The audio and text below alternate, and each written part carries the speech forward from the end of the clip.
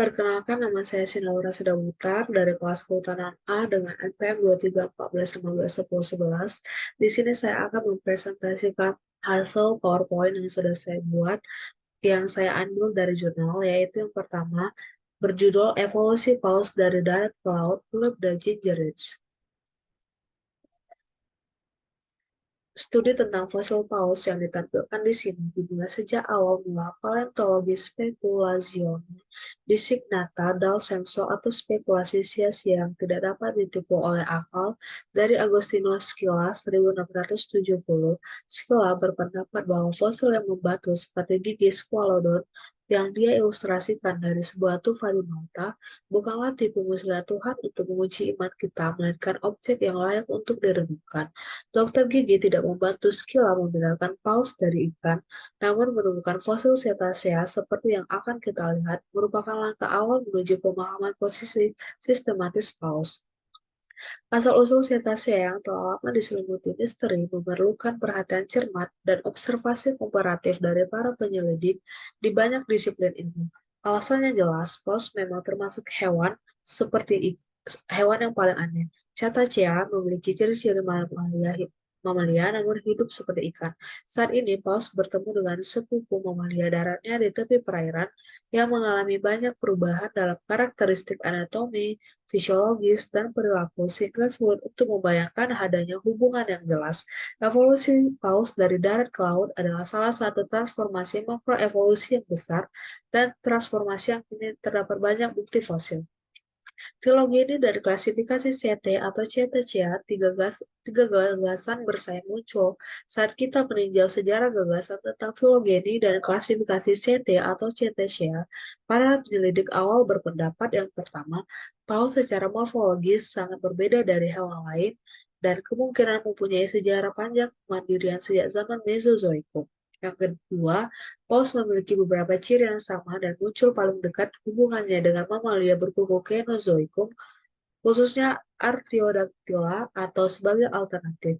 Tiga, paus memiliki beberapa ciri yang sama dan tampaknya paling berkerabat dekat dengan mamalia cakar Kenozoikum, khususnya Creodonta atau Carnivora.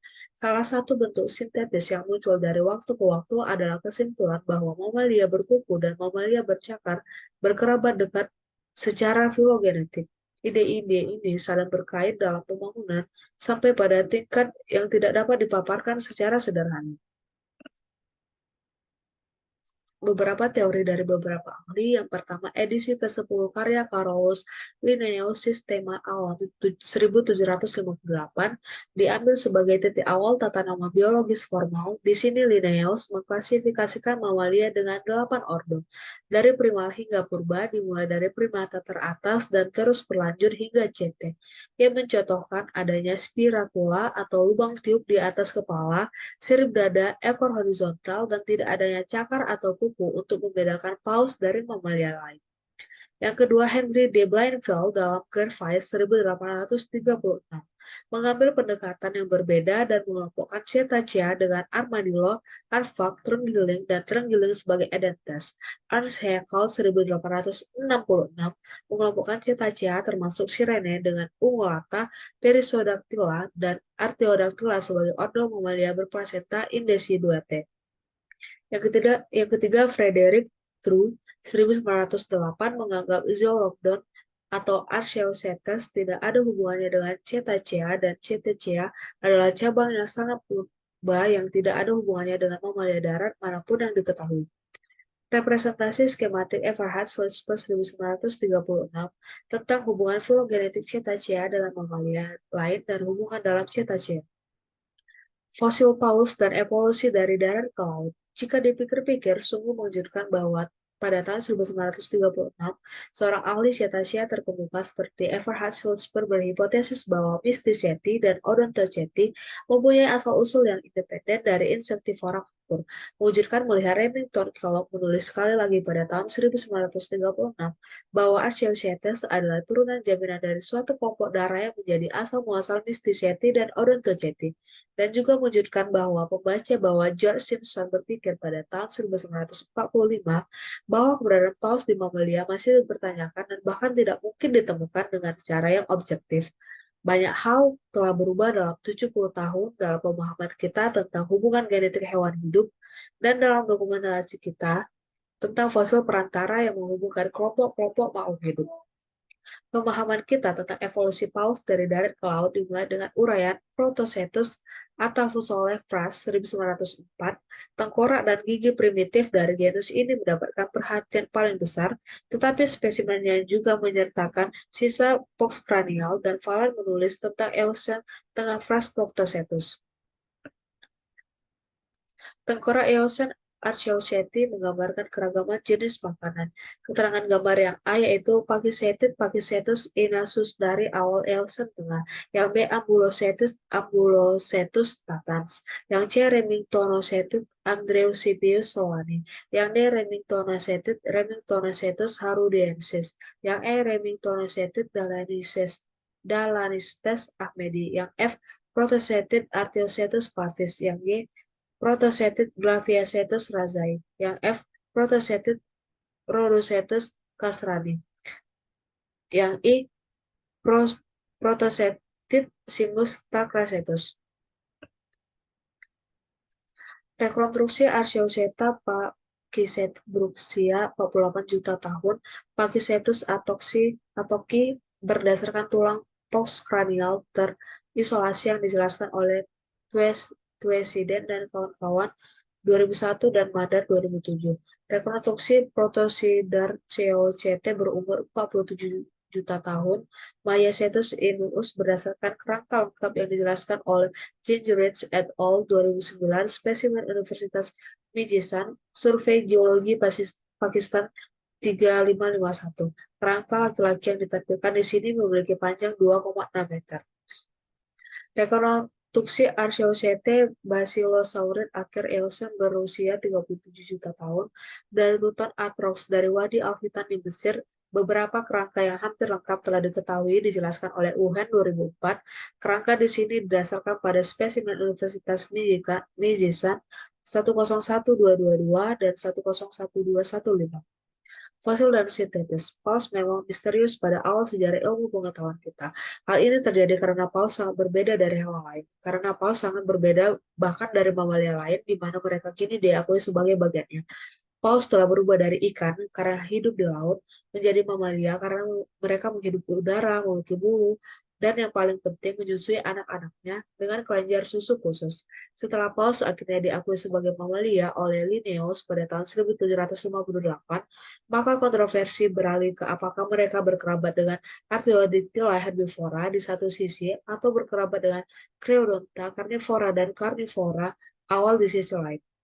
Anatomi komparatif dan genetika molekuler paus hidup lebih menyukai Artiodactyla, sedangkan fosil awal seperti Protocetus dengan gigi geraham depan dan geraham karnivoranya menyukai sejenis mamalia pemakan daging.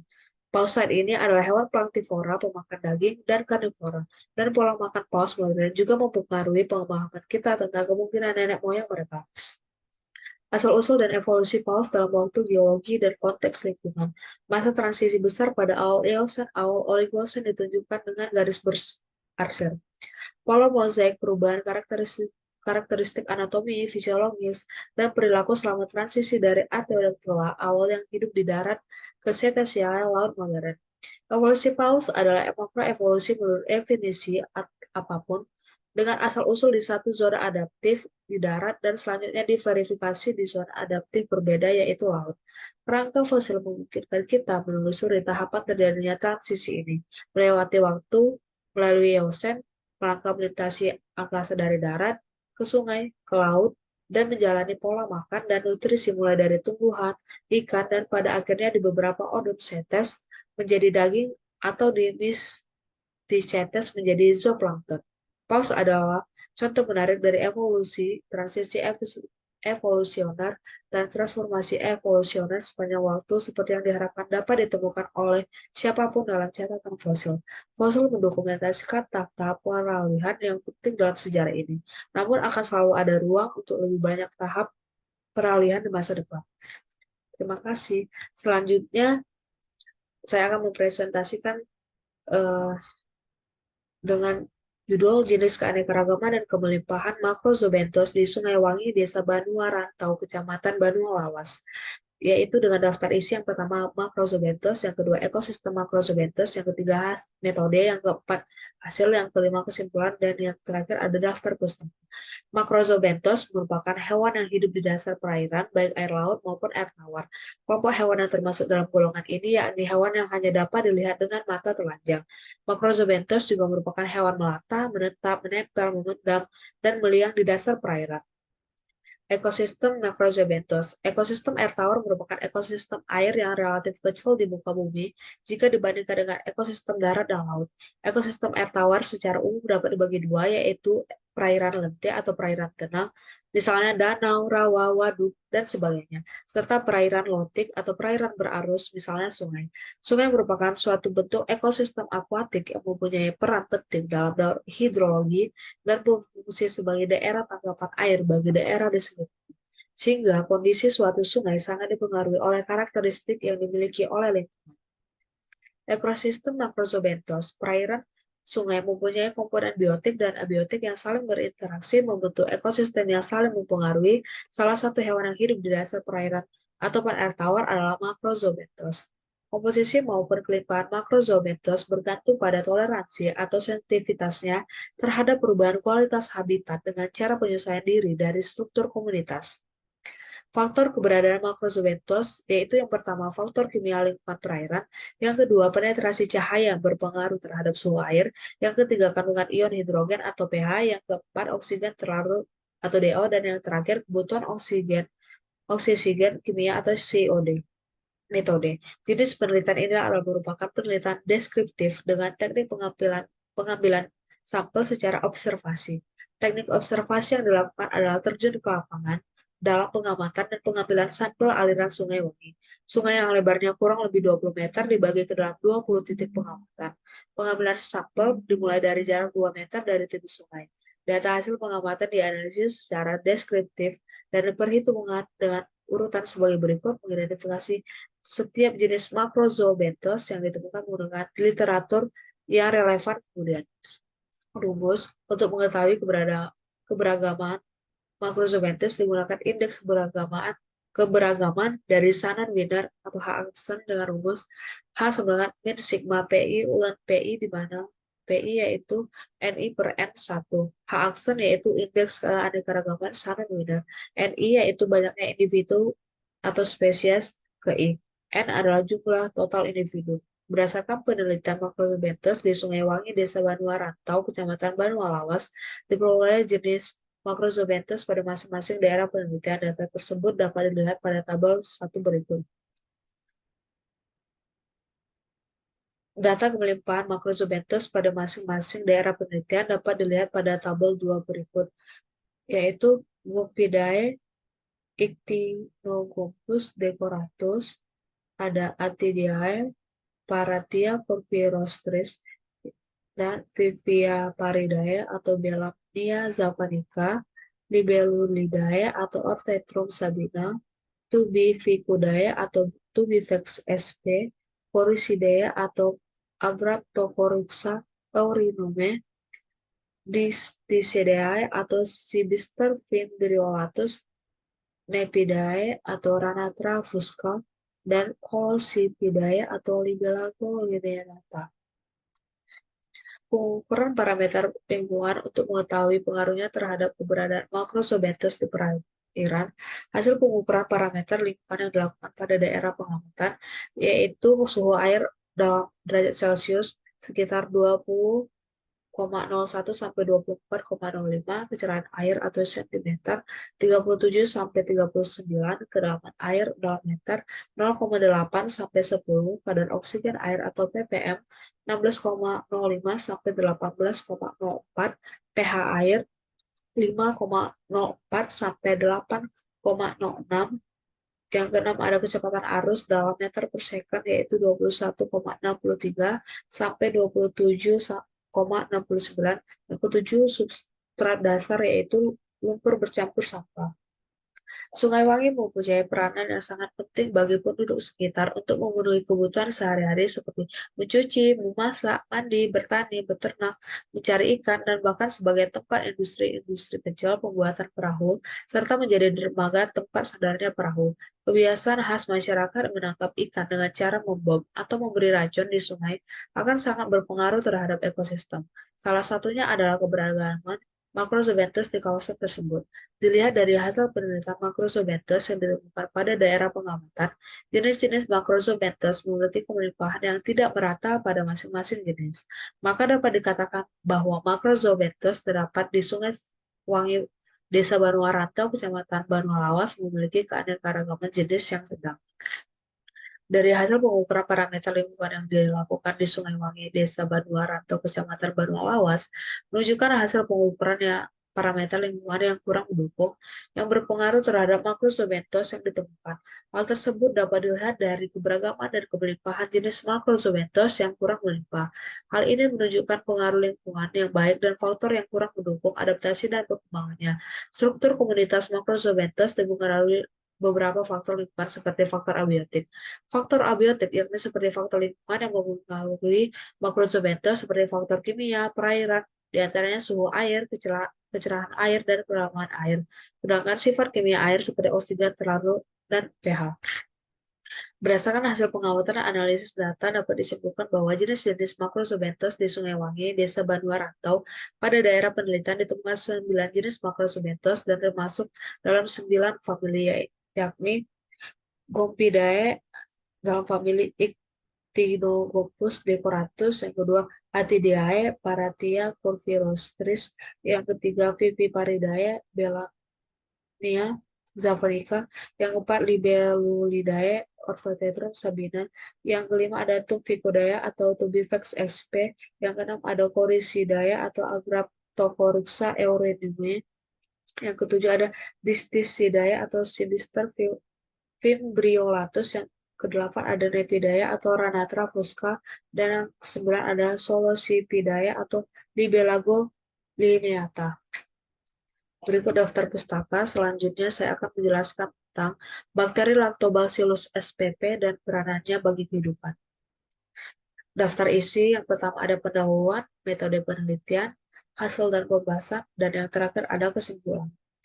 Sudah tahukah kalian apa itu bakteri? Bakteri adalah organisme berukuran mikro dan tidak memiliki membran inti sel atau nukleus, sehingga diperlukan alat bantu mikroskop untuk mengidentifikasi jenis dan bentuknya. Secara umum, keberadaan bakteri masih dianggap patogen, penyebab berbagai penyakit infeksi pada manusia, tumbuhan, maupun hewan. Karakteristik BAL bereaksi pada pewarnaan gerak dan akan negatif bereaksi terhadap katalase. Bakteri asam laktat atau BAL merupakan organisme menguntungkan karena dapat memfermentasikan molekul karbohidrat untuk menghasilkan asam laktat. Salah satu genus yang dikelompokkan BAL adalah Lactobacillus.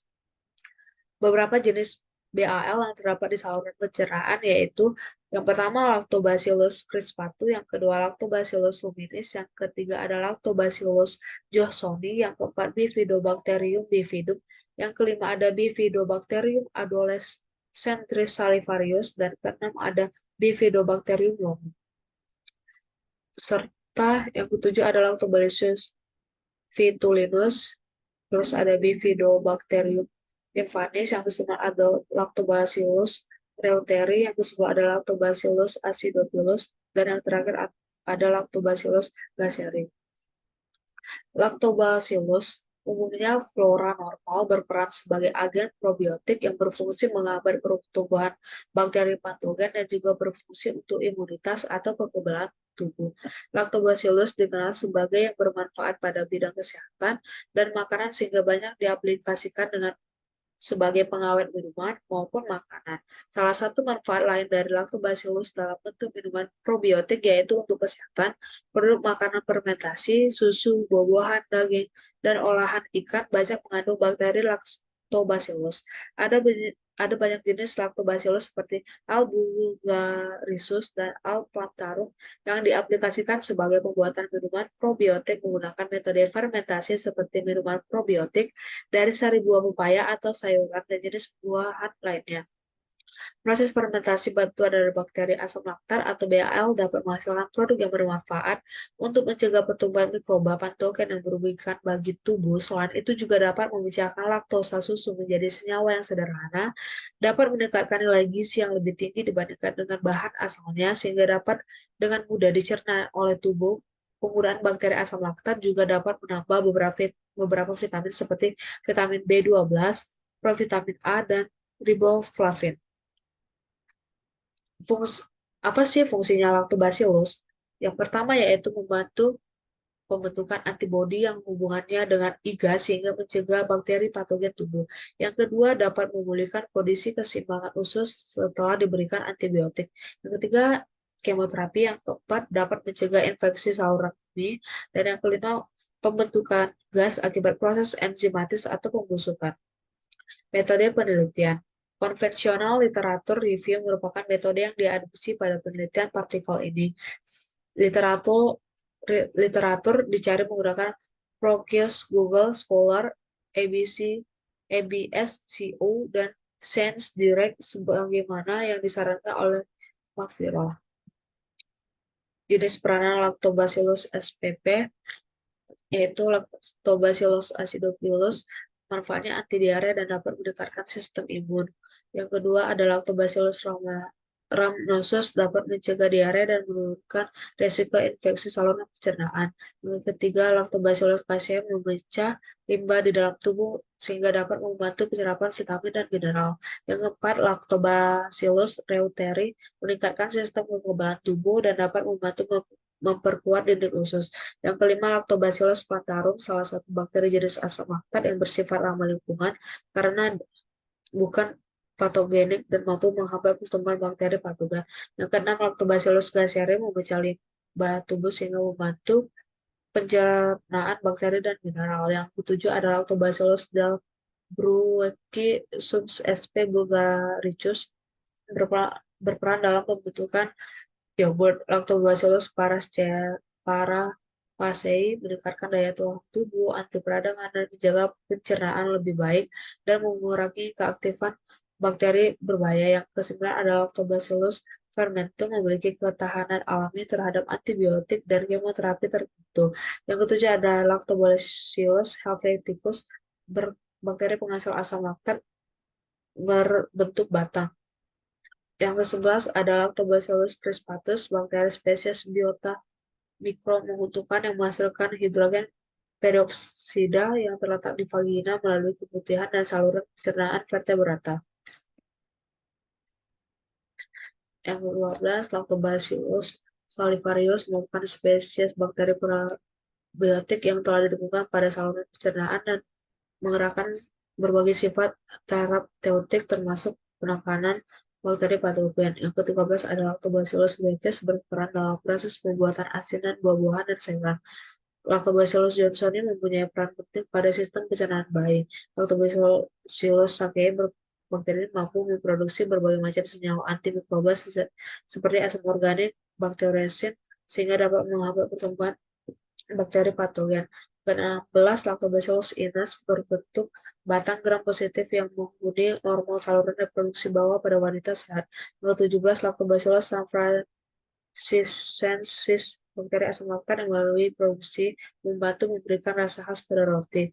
Yang ke-18, Lactobacillus buceri menghasilkan asam laktat dan asetat selama fermentasi. Yaitu selanjutnya Lactobacillus silvadri perannya dalam fermentasi anggur. Lactobacillus kimchi membuatkan karakter khusus pada sayuran dan buah-buahan yang terfermentasi. Lactobacillus fructivorans berperan sebagai proses metabolisme yang menghasilkan asam laktat dan fermentasi. Lactobacillus kefiri terdapat di produk kefir yang membantu tubuh dalam pertahanan melawan bakteri berbahaya. Lactobacillus gallinarum berpotensi sebagai bakteri probiotik dengan merangsang respon kekebalan tubuh. Selanjutnya adalah Lactobacillus parакефiri, bakteri yang berperan dalam membentuk produk kefir. Selanjutnya adalah Lactobacillus febifermentan, bakteri yang memiliki kemampuan untuk materi tanaman dan membusukkan memproduksi asam laktat. Pembahasan Lactobacillus adalah genus BAL yang aman berhabitat pada saluran gas gastrointestinal hewan dan manusia dengan jumlah mencapai 19 kali 10 cvu per milimeter. Peranan Lactobacillus terutama pada proses fermentasi pangan yang aplikasinya untuk kesehatan. Hasil fermentasi utama yang melibatkan proses fermentasi bakteri asam laktat seperti yogurt, keju, susu fermentasi, bekasam, tepoyak, sauerkraut, dan sawi asin. BL genus Lactobacillus berkarakteristik yaitu gram positif soalnya. Terus atau Lactobacilli negatif pada pengujian asid toleran, katalase tidak berspora, kandungan G plus C rendah, anaerobik, dan fastidios, asam laktat yang bersubstrat glukosa.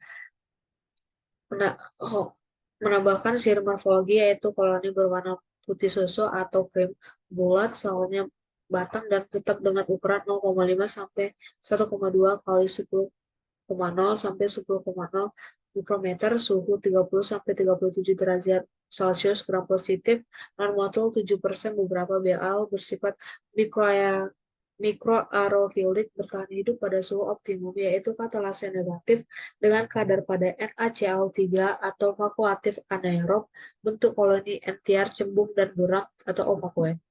Lactobacillus merupakan jenis bakteri dengan genus terbesar dalam kelompok BAL, memiliki hampir 106 spesies dengan sekitar 60 spesies berpotensi probiotik. Jenis Lactobacillus dapat dibedakan menjadi kelompok yaitu bersifat homofermentatif dan heterofermentatif dilihat dari kemampuan fermentasinya. Jenis Lactobacillus diklasifikasikan menjadi obligat homofermentatif L-acidophilus, L. delbrueckii subsp delbrueckii, Lactobacillus helveticus, L. salivarius, 2 fakultatif heterofermentatif, L. casei, L. curtavus, L. plantarum, dan L. sakei, dan ketiga obligat heterofermentatif, L. bresis, L. buceri, L. fermentum, L. reuteri.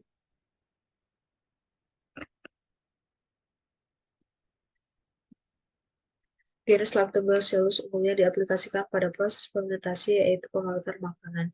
Hal ini disebabkan karena genus ini mampu memproduksi senyawa metabolit yaitu alkohol, hidrogen peroksida, dan asam organik serta zat lainnya. Bakteriosin, penelitian Usniati et al. Berhasil mengisolasi Lactobacillus sp dari susu sapi segar yang aktif tumbuh pada suhu 27 derajat Celcius dan 4 derajat Celcius. Isolat Lactobacillus sp memproduksi bakteriosin yang menghambat pertumbuhan Salmonella, Typhimurium, dan Escherichia coli.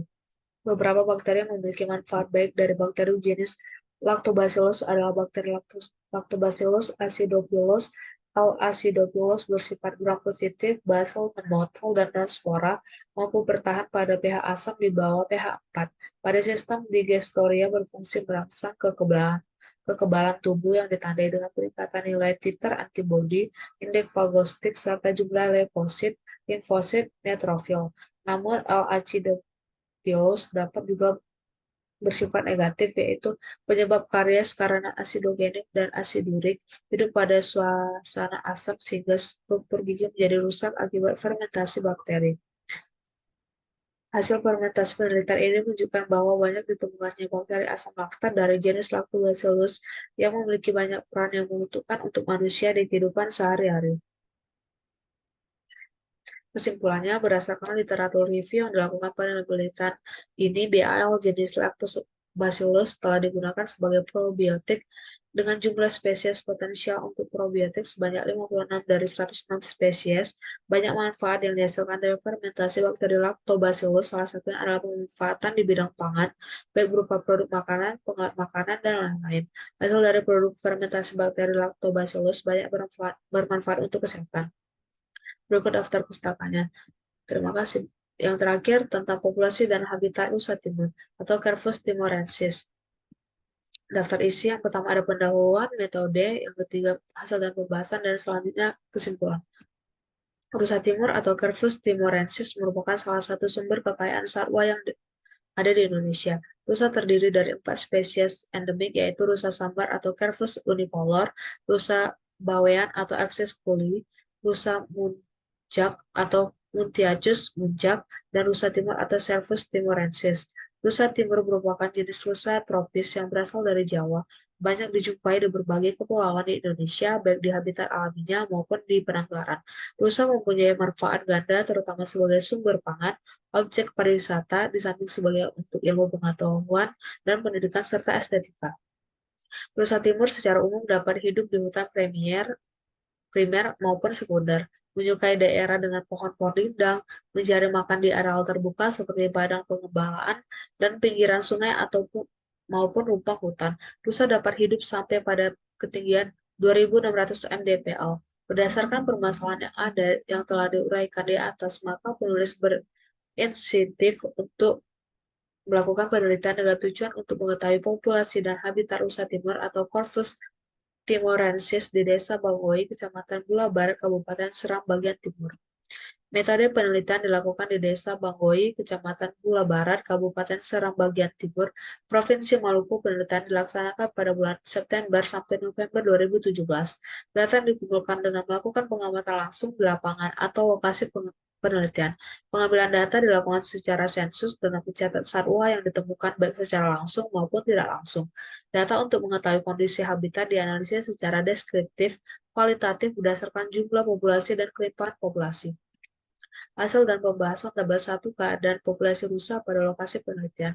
Pada hutan desa Banggoy yang sangat terlihat atau populasi rusa yang sangat banyak jumlahnya yaitu pada spot pengamatan 1 dibandingkan dengan spot pengamatan 2 dan 3. Hal ini disebabkan karena komposisi hutan dan spot 1 masih stabil dan ketersediaan pakan masih sangat baik serta menghasilkan nilai gizi yang tinggi terhadap keberadaan rusa timur.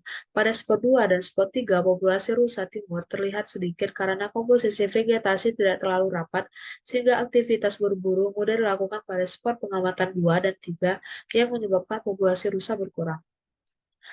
Tabel 2 kepadatan populasi pada tiap-tiap spot. Spot 1 seluas 3,14 hektar ditempatkan pada habitat hutan mangrove dan berada pada ketinggian 8 meter di atas permukaan laut atau MDPL dengan posisi koordinat pada S 2 derajat 59, aksen 51,39 dan E 130 derajat 23, aksen 25,28. Spot 2 seluas 3,14 hektar ditempatkan pada habitat hutan pantai dan berada pada ketinggian 6 meter di atas permukaan laut atau MDPL dengan koordinat S 02 derajat 59,48 30 dan S 130 derajat 16, aksen 060.